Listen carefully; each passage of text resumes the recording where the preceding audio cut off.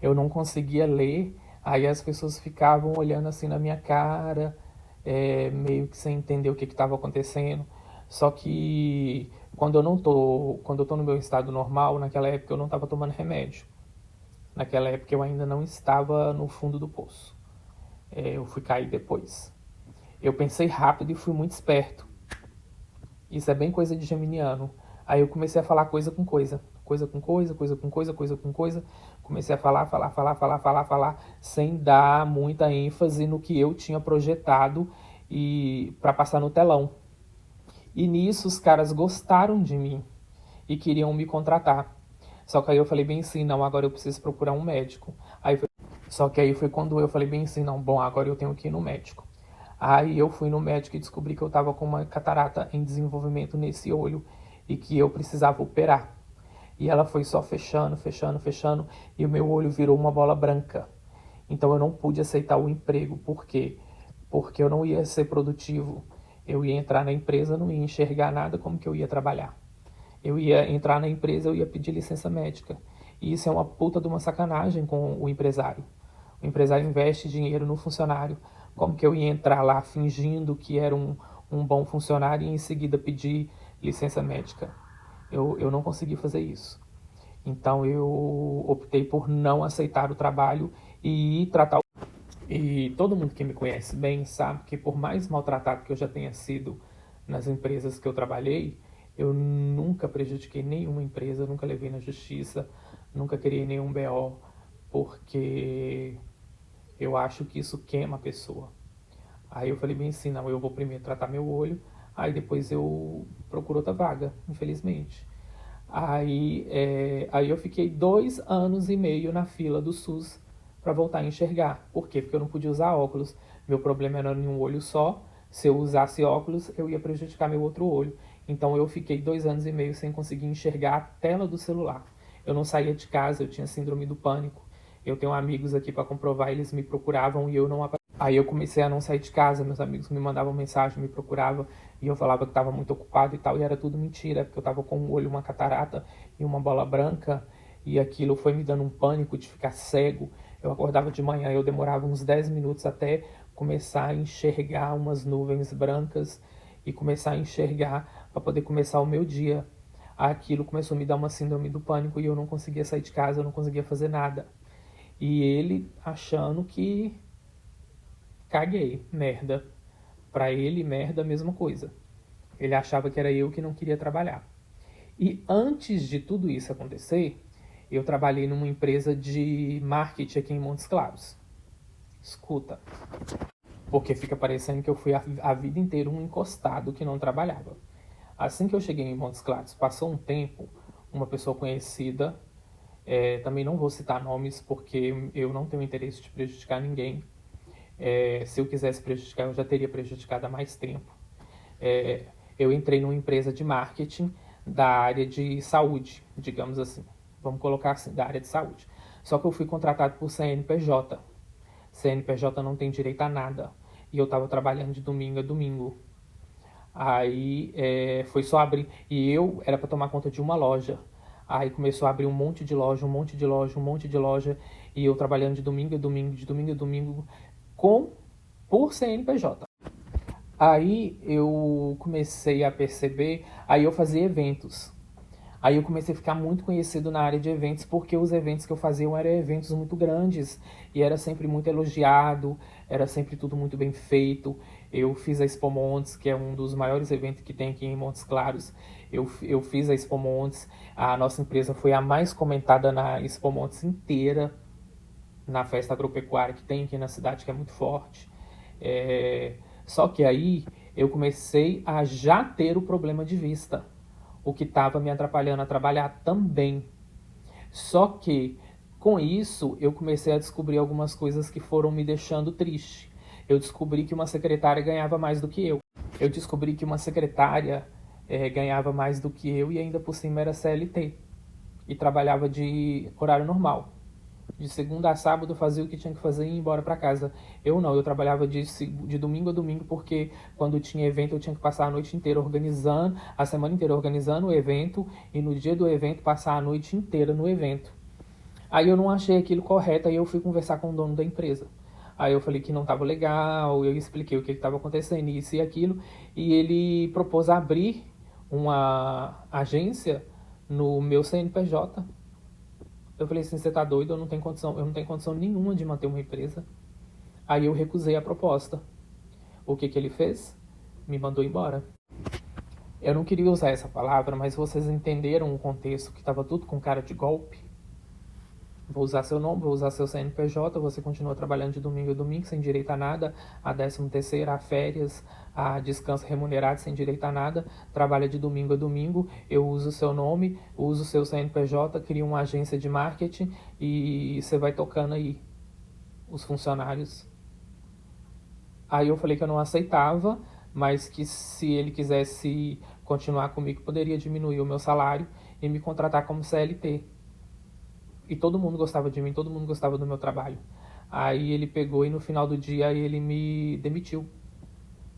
Sem direito a nada. E eu saí de lá já com o início da catarata. Ou seja, eu poderia ter procurado a justiça, alegado tudo isso, alegado a doença da catarata, alegado a contratação por CNPJ indevida. Mas mesmo assim eu não tive coragem. Porque era uma pessoa conhecida e tudo mais. Aí eu larguei pra lá. E eu só não fiz isso porque era uma pessoa também conhecida desse meu ex. Aí eu falei bem, eu vou deixar pra lá, nunca mexi com esse trem de justiça de empresa, não, a justiça deixa a justiça divina ser feita. Aí que apareceu essa outra entrevista de emprego onde eu já não enxergava mais nada. Aí essas foram as duas oportunidades de emprego que a cidade me proporcionou. Uma que eu ia entrar pelo buraco e a outra que eu já estava com a catarata muito desenvolvida e não conseguia ler. Aí se eu entrasse lá eu ia prejudicar o empresário, por quê? Porque eu ia entrar e em seguida eu ia pedir licença médica. Ou seja, ele ia pagar por eu ter entrado e saído. Alguma coisa assim. Aí eu não tive coragem de fazer isso. Aí eu fiquei 3 anos afastado do mercado de trabalho para poder tratar os meus olhos. E com isso a minha depressão foi só piorando. E hoje a minha cabeça não funciona mais se não for à base de remédio. E voltando à história do ex, é isso. A última mensagem que ele me mandou, vou ver se eu consigo gravar o áudio e vou colocar aqui também. Ele falando que não vai me ajudar mais, que eu fosse procurar ajuda na assistência social e que eu procurasse um emprego. Como se na cidade o emprego tivesse caindo igual o manga, caindo do pé de manga. E ele sabe que a cidade não é assim. E quem mora em Montes Claros e que está me assistindo nesse vídeo, sabe que Montes Claros não tem emprego para a maioria das pessoas. Não está tendo nem para os jovens. Os jovens, digamos assim, bem de saúde. Imagina um cara de 43 anos fazendo tratamento psiquiátrico. Eu não consigo passar nem numa entrevista. E é isso. Agora ele tá lá, chegou aonde ele queria chegar. Eu não acompanho ele em redes sociais nem nada, mas já vieram me falar que ele vive viajando pro Espírito Santo, pra praia, tá sempre na companhia de um rapaz, sei lá o quê. Enfim, não sei se essas coisas são verdades. Supostamente. Às vezes não é nada também, mas também não é da minha conta. Eu não tenho nenhum tipo de sentimento por ele, a não ser gatilhos. Gatilhos eu tenho muitos. Eu fecho o olho assim, eu lembro de como ele me tratava quando eu morava lá. E, gente, você maltratar uma pessoa dentro de casa é a pior tortura que você pode fazer com ela. Agora eu vou dar para finalizar, porque assim, né, o vídeo vai ficar longo, eu vou tentar editar e vou dar uns cortes aí, talvez dê mais de um vídeo, mas pelo menos agora eu consegui sentar e explicar tudo direito, sem estar muito alterado de remédio, sem muita ironia, com mais seriedade. E foi tudo isso que aconteceu. Agora eu tô com uma dívida esperando ser paga. Não sei se vai ser paga. Não tenho mais a minha moto, porque a barganha da minha moto era para pagar o cartão de crédito e o cartão de crédito não foi pago. Agora o que foi feito com o dinheiro da moto eu não sei. E tô tentando trabalhar na internet. Aí eu preciso que ele zere essa dívida no cartão que está no meu nome, no nome do meu amigo, para que a gente não tenha nenhum tipo de problema. Eu preciso que ele zere essa dívida completamente, para que o cartão volte o limite, porque era um cartão black, gente. Você imagina o limite. Então, assim, para que pague a dívida e volte o cartão ao normal, e eu corro atrás dos meus benefícios, eu vou tentar um LOAS, eu vou tentar cuidar do meu psicológico, a partir do ano que vem vou ingressar para cuidar do meu lado espiritual, e eu vou vencer essa guerra.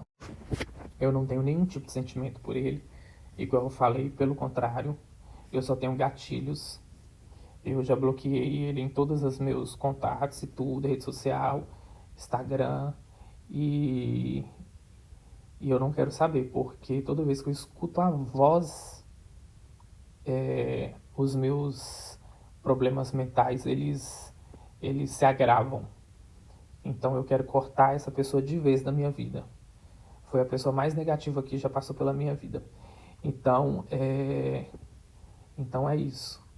Eu vou orar para que tudo se resolva, as contas sejam pagas e que eu consiga tocar a minha vida. E que eu consiga tocar a minha vida de maneira saudável.